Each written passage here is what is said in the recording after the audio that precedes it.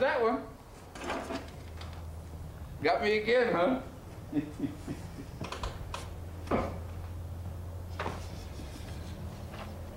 He's really shooting me.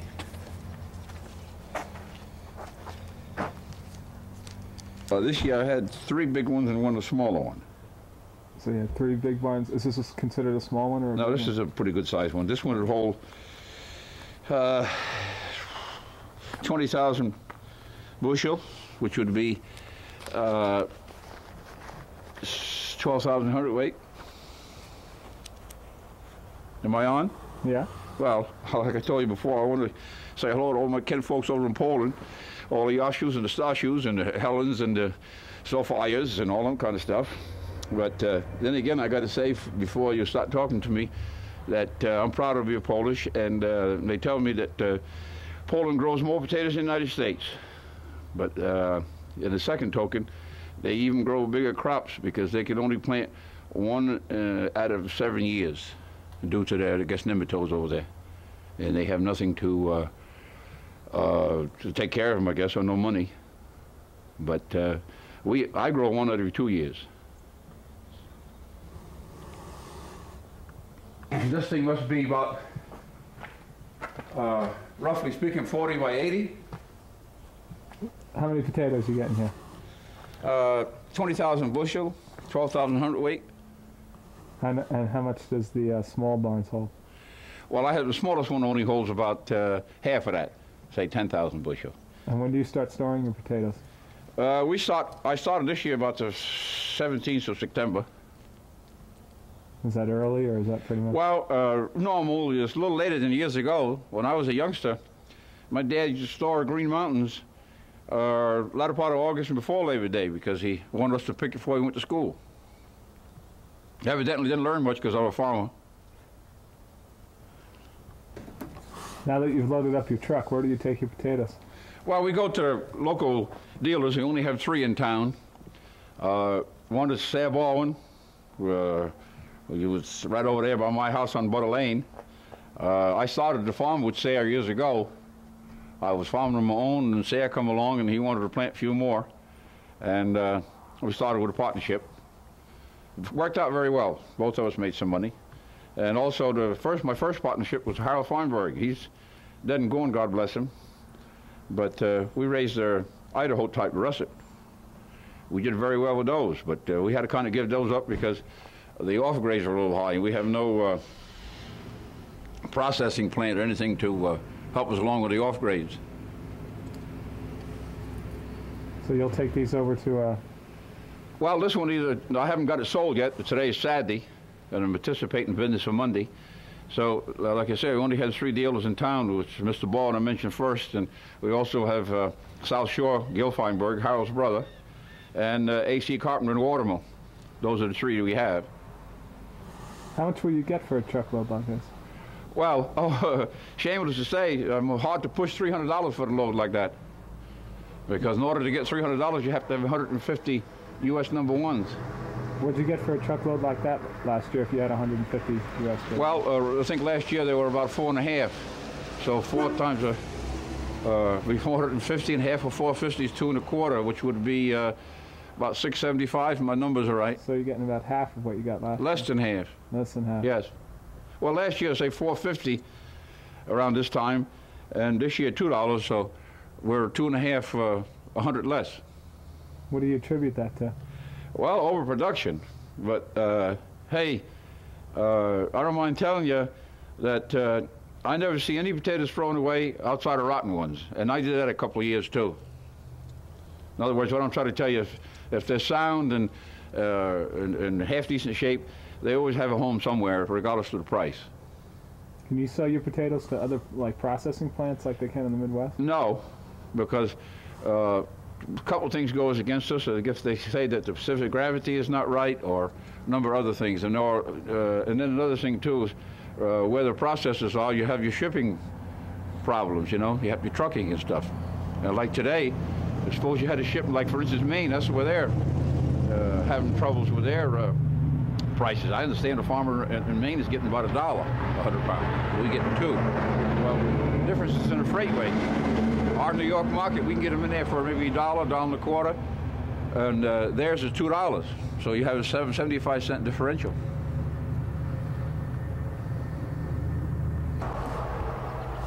How long have you been storing your potatoes in this barn? This is my first year here in quite a while. I just try to remember way back when my brother was helping me, we had some of them rustlers I was telling you about we used to store in here. That's when I was with Mr. Harold Feinberg. And that must be maybe 10 to 15 years ago. But Mr. Bistrian, Pete Bistrian owns this barn, and I went to him and asked him if I could have some storage because I was running a little short, and I thought the possibility of getting a little more money. But it doesn't look that way now. In fact, well, I had to have the building to get them out of the ground. You know, you fear that it'll get frost, but we have an exceptional weather this year. Here it is, late November, and we're still, you could still dig potatoes. You wouldn't get much cover crop. You know, the dust would be blowing. Farmers hate that. We do love the land, at least I do. You know, I hate to see it blow away. What was that? You do love the land? Pardon? What did you just say about the land? I say we do. Farmers love the land, and if he's a good farmer, he likes to put a cover crop on so it don't wash out, blow away. You know, it's a good farming practice. So I don't see how they'll ever do it here on the island. What was that? I like to see all the land like it is now. Stay open, you know, what's left of it. But with all, you know, with the people coming out this way and the demand for land and the farmers losing money, I don't see how it can stay the same. So if, with all the problems with not being able to make that much money farming and the opportunity to sell your land is probably pretty heavy. Do you get approached by a lot of real estate people? Oh yes, we get different calls at different times from real estate agents, from people themselves. And one time I wasn't interested at all. And now I'm interested to sell off a little bit, so, because I'm going to be 60 years old in February. I'm a little different than women. I tell my age. It's time for me to look for my older age a little bit, so I might want to sell one piece off to see if I can hold the rest of my real estate, because my real estate taxes is over $10,000, and I'm sure that they're going to go up. They won't get any cheaper. What would you do with the rest of your land that you didn't sell off? Well, like I say, if I could still make it, I would probably still farm, you know, plant a few acres just to stay in it. If I could, you know, exchange dollars at least, because I do like it. And where else would I go at 60? You know, you can't go get another job because that late in the game, nobody wants you to teach you anything or to start a new business. So it's pretty hard. That's the reason these young people have to make the decisions, because when they get to around 40, that's already the danger point, I call it. Because if they want to get a retirement, they have to stay with some company for quite a while. And when you get 60, believe me, you slow up. What's the biggest problems facing the farmer, the Long Island farmer today, potato farmer? Cost of production. I'm led to believe it costs more to raise potatoes here, or any kind of crop, because of the land rents are getting higher, because of the taxes. It seems like, especially the potato situation, we have a terrible problem with the golden nematode, which are getting to the point now, and what do they call the other nematode? Meadow nematode. That's going to be a problem. Getting so now that I think it's pretty much you have to treat your land. And of course, the government was treating some of it, but they do a poor job of treating it, I think, myself. And they haven't got any money, they tell me, to put on chemicals. So if you have to do it yourself, it costs $200 or $300 an acre just for the materials. But I think that's a must. It does help you for the Colorado potato beetle also. It just the high cost of production, I think, is kind of licking us here, because I talked to my friend in Maine, who's part of the Yastrzemski farm. His name is Mike Snetzen, a very good friend of mine. And his cost of production isn't as high. Well, it can't be, because if they're always, in other words, our FOB price, FOB means free on the board. In other words, when it's packaged and ready to go, right here in Bridgehampton, is, say, like this year, it would be roughly $3. $2 to the farmer naked, and if they put them in 50-pound bags, wash them and bagging, they consider that $1 with a little markup. So that's $3 FOB. Now in Maine, the best it would be about $1.90 FOB. So, and they, you know, even when we have better prices, we get $5. It's the same situation due to the freight rate. Their freight rate is over $2 to New York, and ours is $1, maybe 75 cents if you catch what we call a gypsy truck. If you were a young farmer today, 28, 29 years old, and you knew what the outlook was as you see it now about farming going on here on the East End, would you continue to farm? Well, I probably would have, because I loved it. And I'll put it this way. I'm going to be 60 in February, as I said. I have a few investments that I made, because I did do fairly well, but I worked hard. I worked from daylight till dark at times, and over the years, and ran a tight ship, you might say. I made it. But to start again, I probably would have done it again, or you know, if I was back in that age. The opportunity is not as good as it used to be, because the dealers are getting to be numbered, our buyers, and you do have other problems like the golden nematode is in the picture.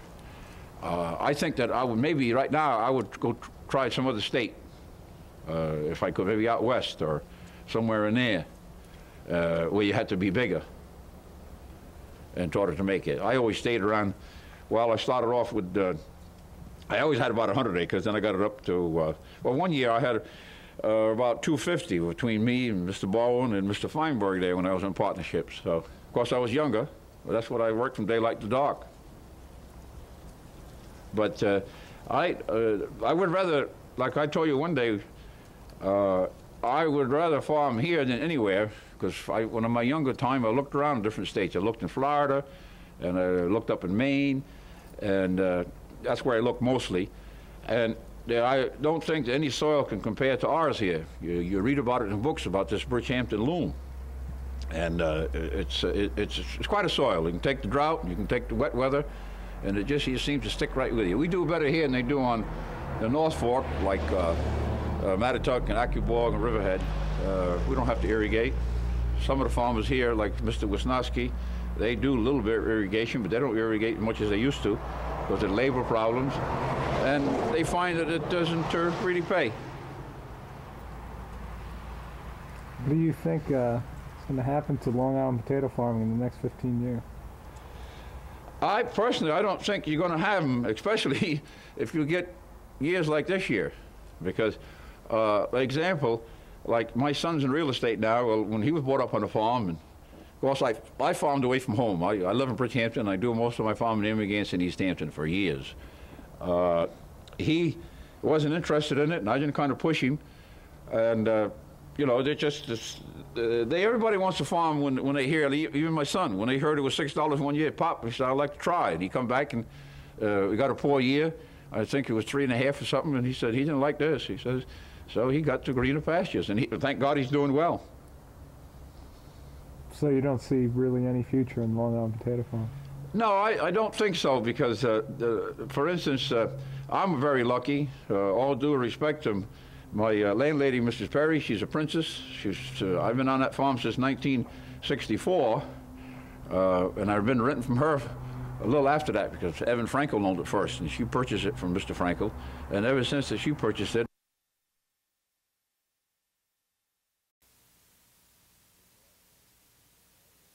it's a lot right. Just make believe you ain't there, right? Yeah. All right.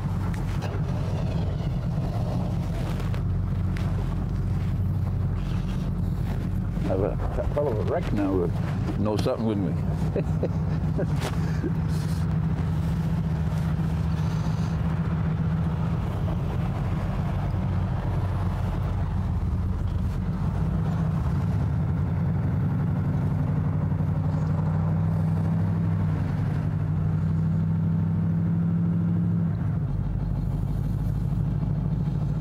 John, how long have you been farming out here? Oh, I was born on a farm and worked with my father, but actually on my own. I got married in 1948, and I started a farm for my mother, and father died in '46. And 1955 is I really started on my own. And it was a year like this one. That time the cost of production wasn't quite as high, but I got 60 cents a hundred for Katahdins and 55 cents a hundred for some Irish cobblers. That particular year I lost 15,000. I thought that was bad. But as you can see, the inflation now, like this year, I'll go for maybe 75 to 80. How much you're going to lose? That's right. Right. No doubt about it. Have you ever had a year this bad before? Yes, we had one similar to this. I believe it was 1981, the crop of 81. That was a $3 year, and we had a small crop. But I guess other states had bigger crops because $3 was the price, and it was very bad that year. But this year's worse because we got a $2 price with the cost of production up there higher. What was it like farming back out here in your first couple of years? Well, you enjoyed it then. You was younger, and you know, opportunities were here because there was more land available, and we had more drive. You know, like I said before, I'm going to be 60 in February, so hey, the best of mine is gone.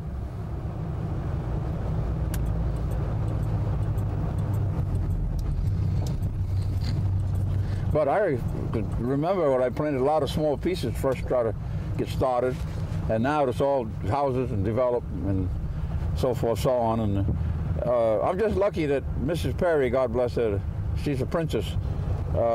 She purchased all this land, and I've had it from her since back in the 70s, I guess. I started on the Stony Hill farm here in Amagansett in 1964. With Sam Baldwin, and here it is, 85, so that's 21 years I've been down here. I guess my figures are right. 64, 84 is 20, and 20, yeah, 21 years. What's the biggest changing in farming you've seen? I mean, you've loved farming for all these years, but do you ever get to the point where you think you can't stand it? Well, this year especially, because the labor situation.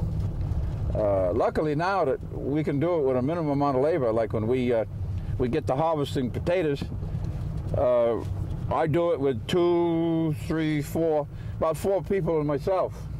And years ago, we had to have potato pickers by hand. We would have to have maybe 10, 15 just people picking them. Altogether, the full crew is 20. So you can see it's cut down a lot. But, well, if you make money, it goes better, easier, and everybody's happier. You can pay your bills. And farmers are good spenders. When they make money, they buy automobiles from farm equipment and fix up their homes and give money to charitable organizations at times. So it's always better when somebody makes a little money. Are you sad about this whole thing? About what's going on for most of the farmers? Yes, including myself. Because, hey, it happened to me in 81, and it's going to happen again. And, you know, how many more times can it happen? Because at 60 years old, you can't recoup. You know, when I had that loss from back in 55, well, I fought it, and I was behind very, very much so. I think, if I remember correctly, I was behind about $60,000 at that time, and that time was a lot of money. And God bless my mother, she kept signing these notes. And you can imagine what staring me in the face at that time. I had 2 children, and if I lost $60,000, interest rate was only 6% then, but I had to make $3,600 before I seen anything for my family. And that was a lot of money them days, 1955, 56. But I made it, and like I say, I don't want to stay that long where I'm going to have to lose my farm, because that could happen too. I'm afraid on the South Fork, North Fork, some of them might, because the land is a little poorer over there and smaller farms, and the cauliflower and things like that, vegetables, is a limited market for that. So, and with this bad potato year, I'm afraid that some of them might have to lose their farms.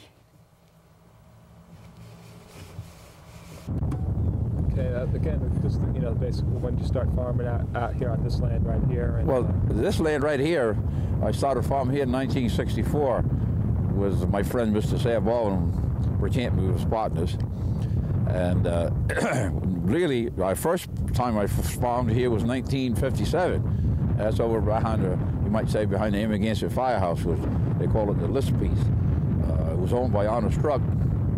And then Mr. Cooper from Montauk purchased it, and I rented it from him, and then down to Mr. Daniel Wiseman. And now I don't farm it no more. Amagansett Farmers Market, shouldn't give them a free plug, but they farm it now. Is there a difference between the soil out here in Amagansett and there is in Bridgehampton? Well, the soil will vary at different places. Like where we're standing here now, and if you look to your extreme right, where my tractor's standing now, that's a little lighter piece already. And where Mr. Mistrian is going to have his golf course, that's the lighter piece. I guess when the glacier came, it sort of left the land a little different. But as a whole, Amagansett, especially this Stony Hill farm, it's very good land. But the only thing, it's got a name. It's stony and it's hilly. You were saying before this is one of the worst years you've ever had. How much money did you project to lose this year? I had 120 acres, and without a doubt, I'll go between 75 and 80. I'm not done yet. And there's no other way out of it. I don't believe that I could. Maybe it might be worse, because the crop report come out here a couple of days ago, and they claim we got oodles. And well, my favorite little comedy is that when the Democrats are in, we got an abundance, and the Republicans in, they say we got a surplus. So hey, what is it all about, right? But you're looking at a big loser, and you got to smile, because I never made that much money in one year. So it's pretty hard to take. So you have to put it over a number of years. And like my good friend Cliff Foster in Sagaponack, he's a very good farmer. He come out and said one time, well, you got to hang in there, he says, because if you run a tight ship, eventually you come out of it. Well, that's what happened to me. 1955, I took a terrible loss. And it took me quite a while to get out of that, though. It wasn't until 1964 before I seen the light. I was in very bad debt. And little by little, I pulled out of it. In 1964, it got better. And after that, made a few dollars and made some investments and run a tight ship, like I said, worked hard. And today, I believe that I could retire, but I just don't want to if I can help it, because I love the land, and I just like to I like to farm. Even with all the losses and everything, you still want to? Well, that's what I say. It gets to the point now that you have to make a decision that, hey, do I want to go and say that if I go one more, and if it gets bad, I'll have to stop farming and maybe sell part of the farm, and you hate to get in that position, because even like this year, we got a poor year. I have a lot of calls, and they feel that, oh, hey, we're sorry you had a bad year, but maybe you're interested in selling some of your land, you know. And actually, they want to give us some low numbers now, because they figure we were in trouble. Which, at one man's loss, another man's gain. You've heard that before, I presume. So with a young man going into farming today, you must really think that, feel for him. You probably have some pretty good advice for him. Well, that's why I say now, I read a little piece in American Agriculture magazine where it says that, very well written. It says, well, you expect to lose your loved ones, your folks. You're not really prepared for it, but when it happens, you realize that it has to happen, and so forth, so on. But you never sit back and say, well, God, someday I'm going to lose my farm.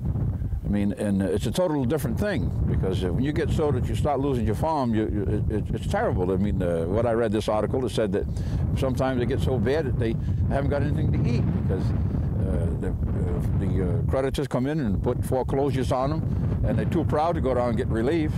And it's a sad thing when it happens. Fortunately, out here, I never seen it happen, but it has happened before my time. And, well, I did too. I've seen a couple of them happen too. Right in my own family, you might say. So for a young guy going into farming now, he's either got to go for it or he's got to get out right now. Can a young guy who's going to take a big loss this year like everybody else, can he really afford to go on? No, he can't, because, I mean, it's just like, for instance, if this was his first year, and if he had nothing else behind him, and he borrowed a lot of money, he just wouldn't be able to get started again, because the banks would say, hey, I went through that. Now, 1955, when I had that bad loss for $15,000, I think I borrowed about 30 to get started, and I only paid half or less than half back. And the banker said, you got to secure this before you can go again. Well, God bless my mother. She says, I go down and see that old boy. And she went down there and she bought out a few books and a few dollars out of her stockings, I guess, and so forth, so on. And she got me going again. And luckily, I don't remember what it was the next year, but I mean, it was quite a while before I snapped out of it. Like I said, it was from 1955 till 1964 before I see the light. Outside of that, it was, now it's humorous to me, because at that time, I ever said, if I ever get even, I'm going to quit this John Hammett farm. And I got even, and it got good at the same time. And from 64 until after that, I made some money. What's the nicest thing about farming? Well, the nicest thing about farming, you're sort of, well, what I like about it is I can go out in my clothes and don't give a damn how dirty I get, so forth, so on, you know. And I don't have to face the public or wear a tie every day. And you see the modern stuff coming, like I first started with little Ford tractors, and all of a sudden the tractors get more modern, the hydraulics come on, and then I started, like I said, 1955, we're picking potatoes by hand, in bags, put them on trucks. Of course, that made my big muscles and strong back. But you see the modern potato diggers come on and bulk, you know, and everything, and now shovel them that way, and very seldom you have to handle them, and minimizes labor. The labor situation is another thing, you know. Especially the farm work, we can't pay too much, especially like this year. You know, we just, and then you don't have year-round employment, so it's hard to keep help, and it gets to be a problem. What's the biggest problem facing a young farmer today? Oh, cost of production and marketing. That's another thing, because years ago, example, if we got a little rainy spell or if we got some snow, we always got a little increase in price before they cleared the railroad tracks, or they didn't have these big snow removals, the big payloaders and things like that. In other words, we catch a weather market, because our New York market is the biggest market in the world, I guess. And we seem to, well, we lost a good part of it, I guess. A lot of potatoes go south, they go export. Why, I don't know, whether we're not packaging them right, or what it is, I don't know. Marketing is a great thing.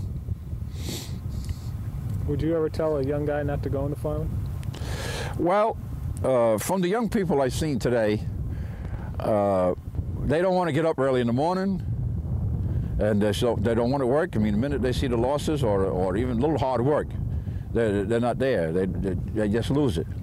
You know, like I had a lot of them when we used to handle our seed. The freight car would come in, 100-pound bags or something. They just couldn't lift that 100 pounds. They weren't developed, and there's no way they was going to do it either. You know.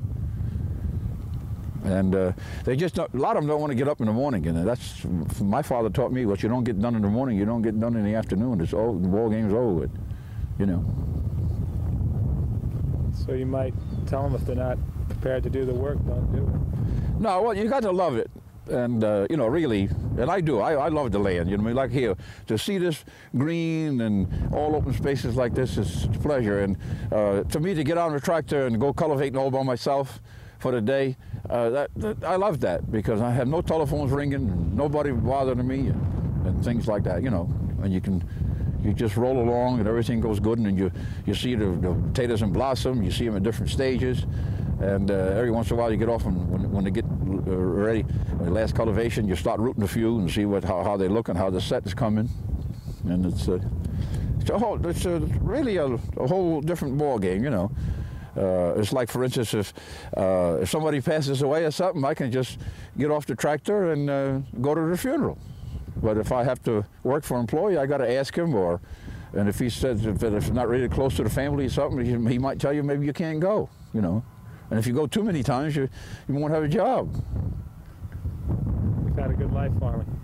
Well, yes, I kind of was, you know, like times I doubted it, and like I just said before, I said if I ever got even, I'm going to get out of this thing. But now I and I had a lot of good, you see things come and go, and like I said, farmers are good spenders. And when they make some money, they buy some trucks and they buy cars and fix their homes and go on vacations if they can. And a number of things they do, But if they haven't got it, they're quiet.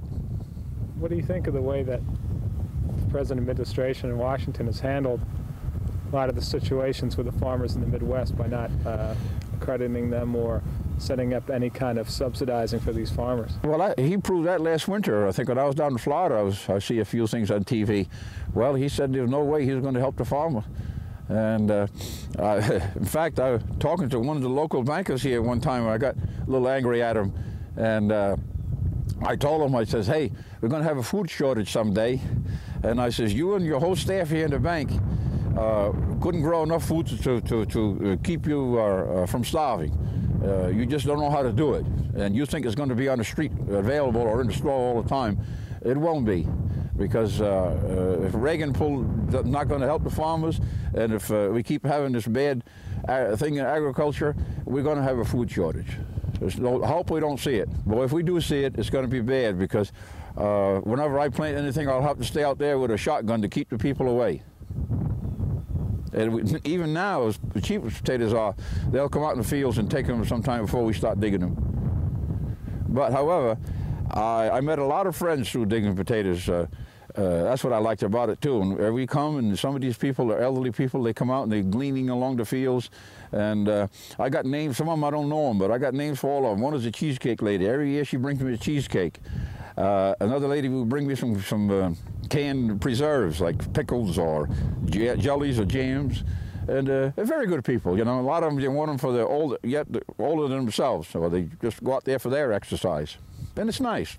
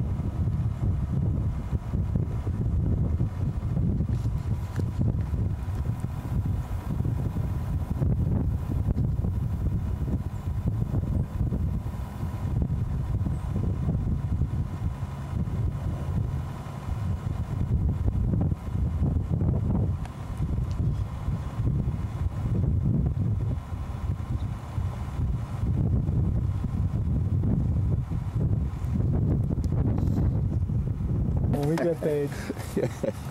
I wish you luck.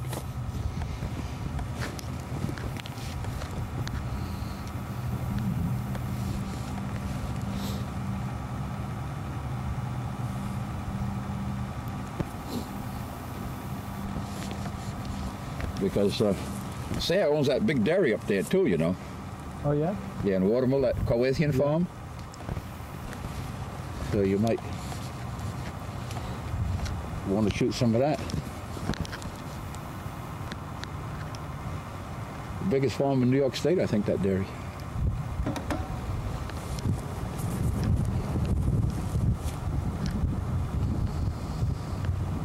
A lot of fox up here. Okay. Go ahead. You can hear? Yep. All right. I purchased this tractor, I think, I'm led to believe, it was about 1979. And I paid $26,000 for it. And at that time I thought, I said, good God almighty, you could buy a farm for that. But I needed it for one bigger tractor with a 4-bottom plow so I could plow a little faster. And she's 150 horse. And now I'm led to believe, to duplicate it, the last time I inquired about it, around 60 to 65,000. So you can see, I mean, I can keep telling you the cost of production. I just couldn't buy another tractor today. It wouldn't warrant it. I mean, at my age and to pay that kind of money, it's not in the cards.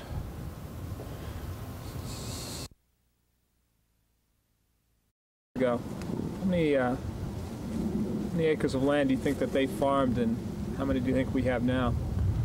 Well, it's pretty hard for me to quote actual acreage because, to give you an example, when I was a youngster, my father come down in East Hampton the first year to start the farm, 1936, and he sort of got up to 100 acres, and we thought that time was a lot because we had to pick by hand.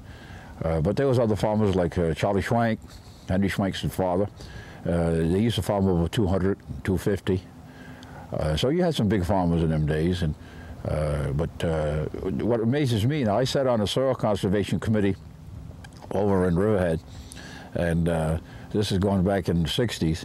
Well, at that time, the West End, Hicksville, and places like that, Westbury, there used to be a few farmers come down there sitting on a committee, and we used to have these meetings. And shortly, for a couple of years, they disappeared. So the acres, now hardly anybody farms in Hicksville or Westbury, a few places like that. It worked out this way, but now the development and the people are coming out this way. So it looks like to me that we keep losing acreage every year, and we're going to lose more, I think, due to poor prices for one thing, and the people are just coming, and this land is desirable. It's a playground. Do they feel any sympathy for the farmer? Well, really, I don't think anybody has any sympathy for the farmer, because when I go along on the road with my tractor and with a big influence hook behind it, I always got a sense of humor, as you know, and I got 10 fingers, and they seem to be offering me a couple of more at times. So I don't think you got any sympathy for the farmers that just want to let us move from field to field. Do you feel I don't know, on a local level, do you feel the local politicians are out here are trying to give you any hand at all? Well, I don't think that any politician is, like what I'm trying to tell you, we don't have the representation like they do in Maine. Maine, their senators, like remember Senator Muskie, he was up there, he was for the farmer, he was in Washington fighting. We don't seem to have that representation. Why, I don't know. Whether we're too small or of course our vote is not much here, the farm vote, not that many farmers. What would happen to America without a farmer? Well, you got to have food. Without a food, of course, shameless to say, we seem to produce too much, I guess, at different times, because we export a lot of our potatoes, and they tell me to export wheat and rye and a few other things. But, well, it'll probably be like anything else. They'll probably have pills that you can take. Maybe you don't have to have food. I don't know. Remains to be seen. There's been a lot of different type of aid programs by musicians and other groups of people in the entertainment world who are trying to do like live aid and farm aid and things. What do you think about those people who are going out to help the farmers out in the Midwest? Well, out in the Midwest, the farmers really do need help if they want to survive, because just like this article that I read in American Agriculture, well, that's New England magazine, and they quote New England, I guess, and out west mostly. The western farmers are really in trouble, because what can they get for the land? The land prices are really, that land is not desirable. Like here, and we got this playground, and we can get some money for the land, and at 60, well, if I sell off some of it, I mean, I could, in other words, I can make it the rest of my days without going on to welfare or working the rest of my life. What would a young guy do if farming failed out here? That's all he put everything into. What's going to happen to him? Where in your situation you can retire, in his situation he's 30 and he's got a wife and children. Well, which couple of them have done this. They sold their development rights, some of the farmers, and if they put it all back into the farm, the money they got, well, then they're really in trouble, because then they'll have to go. All they have left is selling their farming rights, and the farming rights is just like myself. I wouldn't pay any more than $1,000 an acre for farmland. So you can see in the future sometime Suffolk County without any potato farmers? Well, maybe not the whole county, because of course maybe you're right too. There might be, because even on the north side now, the land is moving better for them. They get a little better prices. But of course, they're going to be in the grapes, so that'd be part of agriculture. Grape vineyards have really sprung up on the North Fork.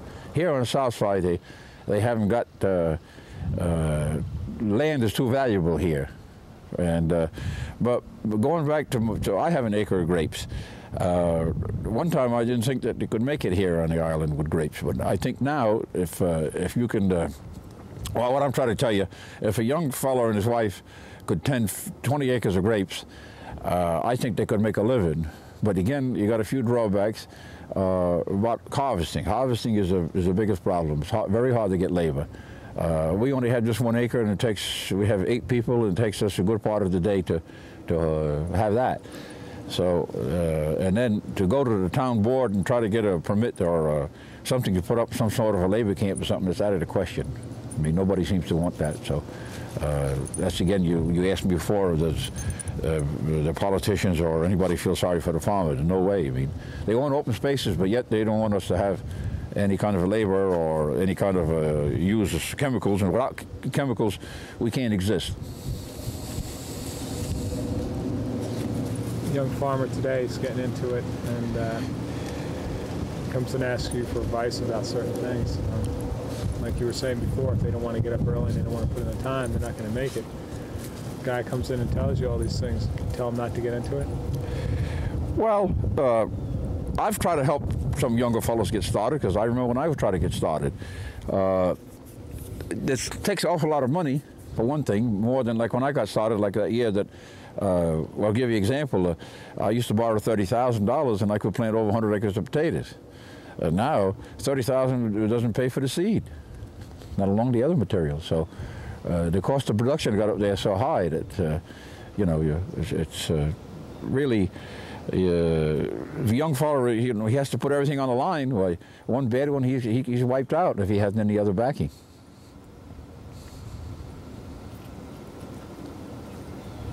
Some of them are starting to have these farm stands, which is a pretty good situation, but there's a limited marketing there too, and they're springing up more and more, and you're going to have problems with that too. It seems to me that the way the American culture's, you know, gone in the last 100 years or so, everybody looked upon the farmer as the, you know, traditional type of passage of American culture. Now it seems to be being phased out. How does that affect you? Well, you know, out west, a good friend of mine, John Damiecki, he's a retired farmer, and he always goes to the potato councils, and they hold them meetings in different places out west and here and there. And he said that when he first started to go out there, out west in certain places, he says it was just nothing but scrub oaks and marshland and so forth, so on. And they took a lot of that land and reclaimed it and put it back. Well, never put it back, I guess. I don't know if it was in production or not. But anyway, they got it so it's in production. Whether they did the right thing or wrong thing, I don't know. But they just, you know, corporations got in it, and they just reclaimed a lot of land. And they, with irrigation and a few things today, they can do it. Well, I remember when I was a youngster, if we had, say, 250 bushel, which is, well, 60 times 200 would be 120, and 50 times 60, well, 150 hundredweight. And today, if I can't raise 300 average or around that, I can't stay in business. So we double production and a few other things like that, and maybe that's our problem. You think the government should come out and help? No, I don't believe in government subsidies, because, I mean, just like a fellow like yourself, nobody guarantees anything for you. You have to go out and try to scrounge up the best way you can. And anything I ever had to do with price supports, like grain and a few other things, it always seemed to me that there wasn't enough there to participate in the program. or if there was enough, with all the restrictions and every other darn thing, it was hardly worthwhile. And then the cost of it will really amaze you. I remember one year where we had a poor price of potatoes, and they were supposed to give the potatoes to the needy. Well, I participated in it, and I loaded the trailers and so forth, so on. Well, before I got my money was quite a while. I did get my money eventually, but what amazed me is that they tell me that they was taking them into New York, and the so-called needy come getting them, but they was coming in taxi cabs and a few other things come getting them. So you can imagine if the welfare was paying a taxi cab bill, you know, you begin to wonder. This is a picture in 1959 when I bought first new truck. We going ready to dig some bulk potatoes, and Bob Plitt come out and he snapped this of me, and I framed it because my mother liked it. But as you can see over here, you see my old crooked nose there, that real Polish nose. I had it straightened since then. When we had a good farming year, I guess, and like I said, farmers are good spenders, so I guess from to the doctor. Since then, I guess it got a little better. I don't know. Jimmy and Randy couldn't have one like that, though, could he? But anyway, going back to the picture here, I remember buying this truck. If memory serves me right, I paid $3,750 for this truck right here, and at that time I thought it was a lot of money. And the last one I bought, I just shows you the difference in the farming of the cost of equipment. The last one I bought was 1982, and I paid $16,000 for the same identical truck. I mean, the same serves the same purpose. So you ask me, say, with a farmer, well, with $2 potatoes, you just can't stay. You got to have more money than that.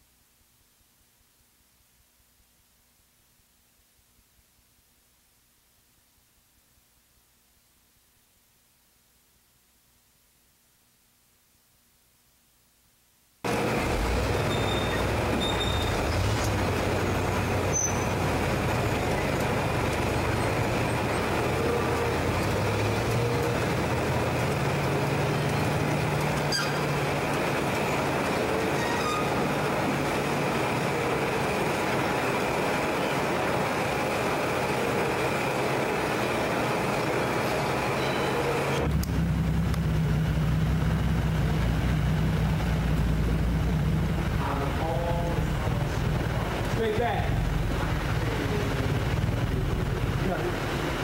Whoa, a little more.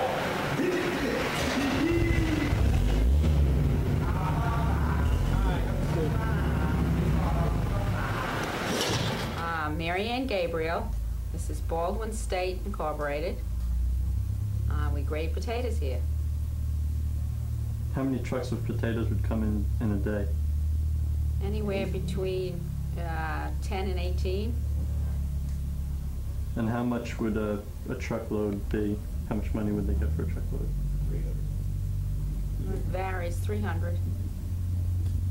Is that down from last year? Yes. What would it have been last year? 450, say 675. 675. 675. How long is the season for grading? From August to March 1st. March 1st. Got a smile. Even. Yeah, also, how many you want today? Oh, 4? That isn't too much. What's the matter, market week?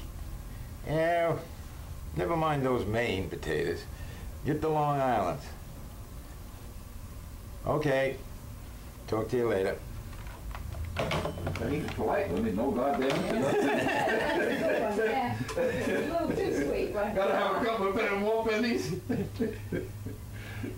Could you just give your name and what your role here is in the business? Sam Baldwin, president.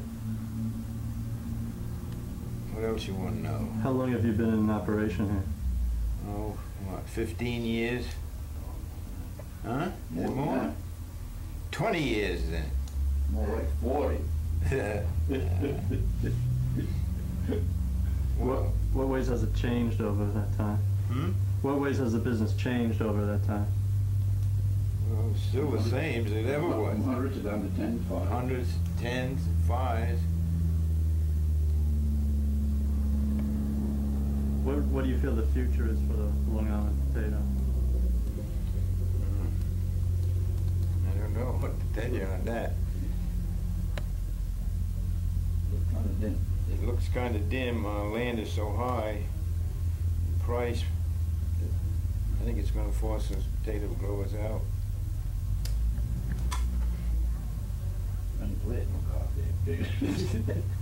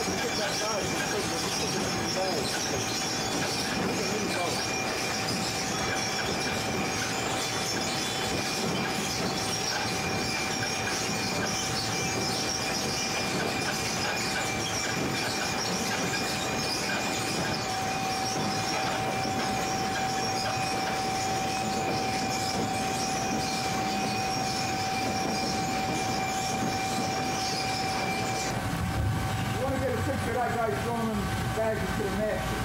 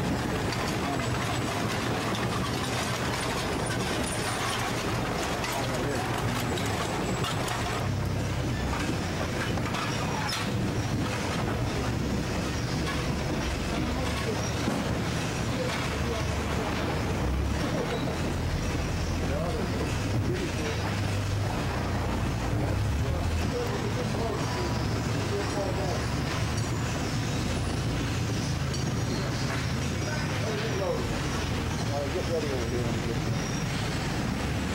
Let him get loaded up now.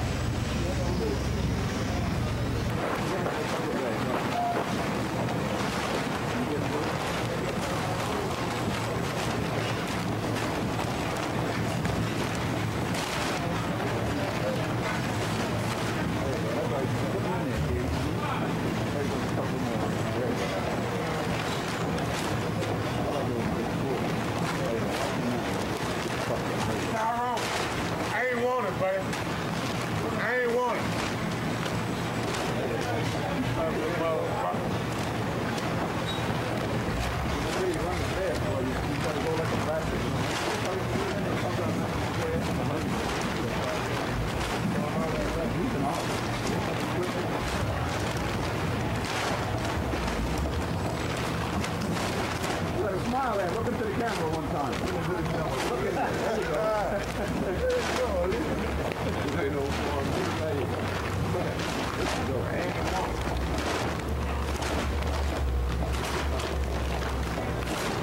I don't want to. No, sir. I'm going on TV. You know, he got you to see your little nation. He got you over there. What channel will be? 19. 19, Chip. Now he's counting the 19. What he said? Channel 19. What's that? 19. What's that? What's that? I don't know. Sometime before Christmas. Sometime before Christmas.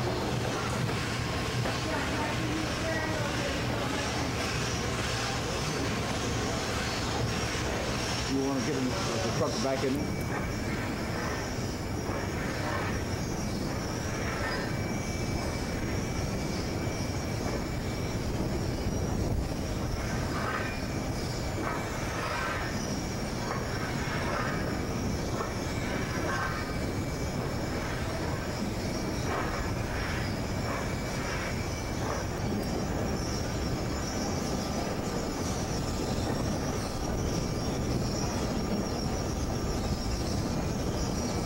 He said, yeah, right away to the back of the room. He said, well, I had to think that over, but I knew when he got him on TV, he got a little happy.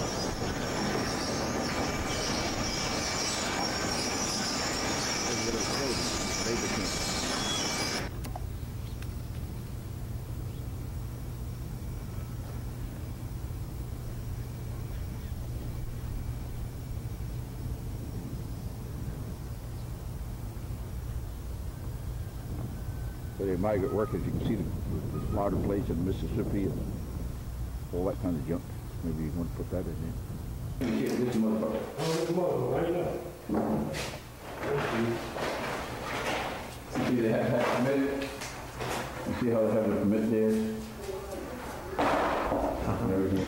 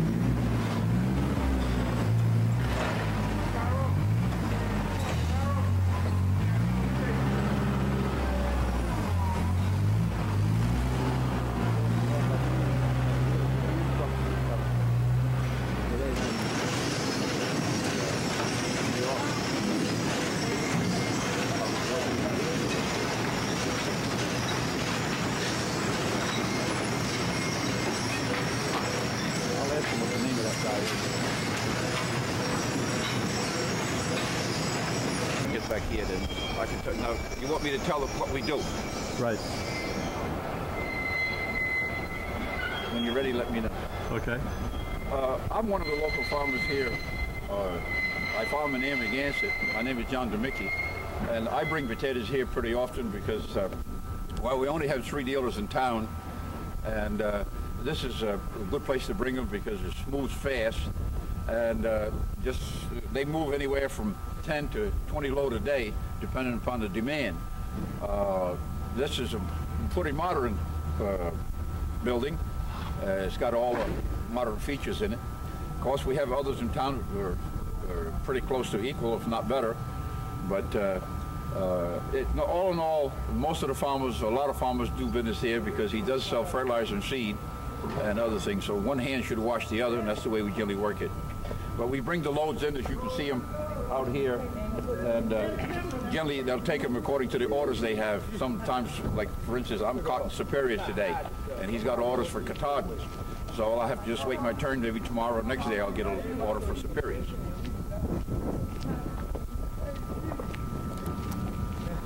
Made it good today, just right on time.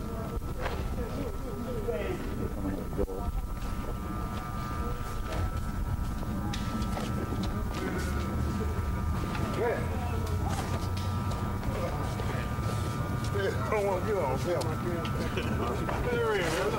I'll put the handcuffs on you. So that guy don't want to get on you. It's red. He must have done something. How long would this place be open till? Well, generally they open up in the early part of August, and they stay open until most of the farmers are cleaned up. In other words, you know, when we all sold out. Generally, it ranges anywhere from August until March. In some years, it's even into April if it's slow going. You would come back like later in the day or the following day to pick up your truck? Well, you wait, and same day you pick them up because you don't want to leave your truck outside overnight because you come back the next morning, and due to the fact of what we just seen going to lunch, you will have no battery or no gas left. So you have that trouble anywhere you leave your truck. So you try to get them home or to cover or somewhere where it's better surroundings. And then you go into the office and then they tell you how much your truckload was? Well, generally, if you want to, you go right in there and you get your ticket. But as a rule, they're so busy, they write the ticket just as soon as the load is off. But there's always in the draw, and all the farmers just know where it is, and you go get your own ticket with your name on it and with the price. Like this year, you'd have a ticket that might read 140 at $2. We don't get anything for small ones or off grades. We just get paid for U.S. #1. That's been going on now for quite a few years. They do sell the small ones, the real small seconds.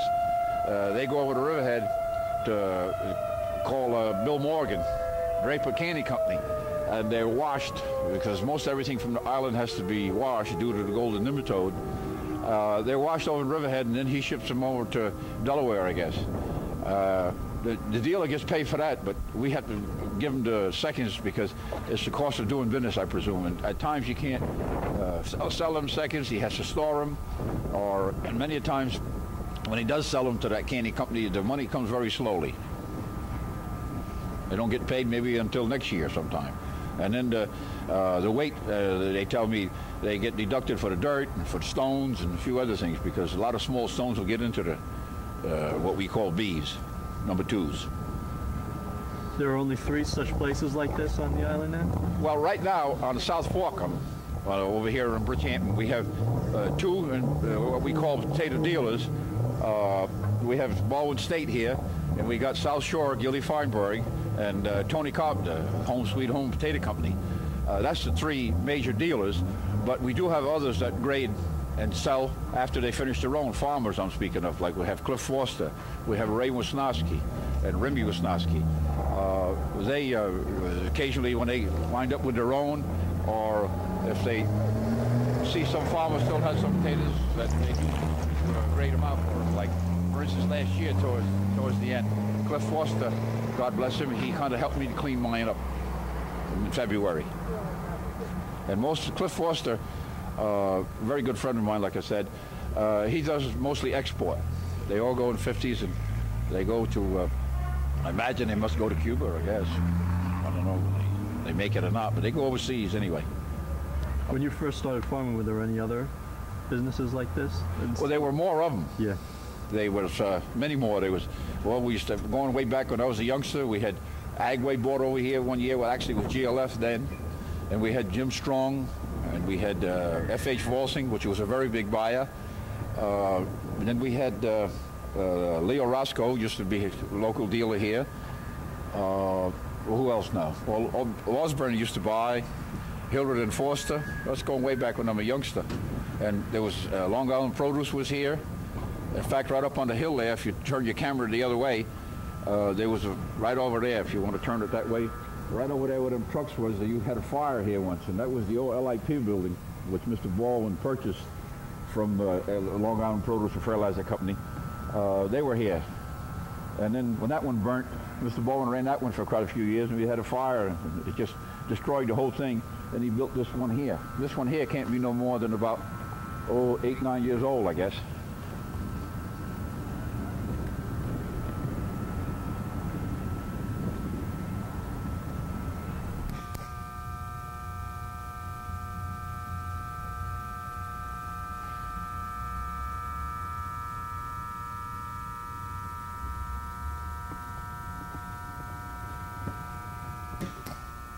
Can you get one with his brand on it?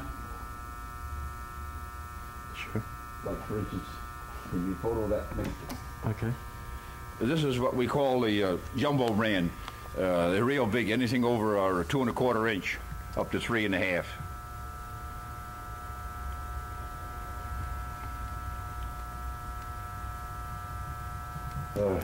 10.5s too, but he don't put up 5s very often. The markup is much higher on that, because you got to have 20 bags and 2 masters for 100. Now see, the price between these here that are loose and those that are mastered is much more, as you know, right? Because of the paper, 2 paper bags involved. Mm-hmm. And plus you got to close them, seal them or something.